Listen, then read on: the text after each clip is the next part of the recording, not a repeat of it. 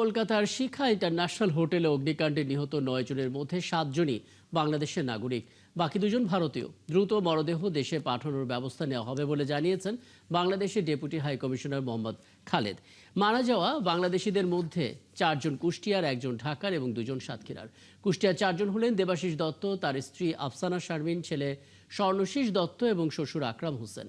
নিহত আহমেদ বাবু ঢাকার সাভারের বাসিন্দা, আর সাতক্ষীরার ২ জন হলেন SM আলিমুজ্জামান এবং রেবতী সরকার। তারা সাতক্ষীরার কালীগঞ্জের বাসিন্দা। ওদিকে ঘটনার পর একাধিক বাণিজ্যিক কাঠামোর নিরাপত্তা ব্যবস্থা খতিয়ে দেখতে পৃথক তদন্ত কমিটি গঠনের ঘোষণা করেছে কলকাতা পৌরসভা। ধারণা করা হচ্ছে হোটেলটির যথাযথ কাগজপত্র ছিল না।